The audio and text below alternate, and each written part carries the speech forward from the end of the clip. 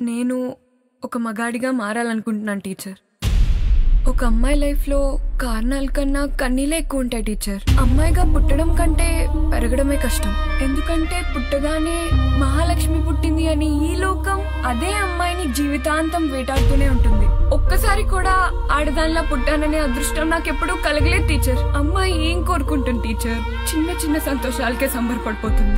అవి కూడా దూరం చేస్తున్నారు. ఎప్పుడు చూడు ఆ డ్రెస్ వేసుకోవద్దు, ఇది చేయొద్దు, అది చేయొద్దు, అక్కడికి వెళ్ళొద్దు, ఇక్కడికి వెళ్ళొద్దు అంటూ ఎన్నో కండిషన్స్. మా స్వేచ్ఛని మొత్తం లాగేసుకుంటున్నట్లుంటుంది టీచర్. ఇంకా ఈ రోజుల్లో ఏ టీవీ చూసినా, ఏ పేపర్ చదివినా ఆ అమ్మాయిని రేప్ చేశారు, ఈ అమ్మాయిని చంపేశారు అని న్యూసే. నేను కూడా ఏదో ఒక రోజు న్యూస్ అయిపోతానేమో అని భయంగా ఉంటుంది టీచర్.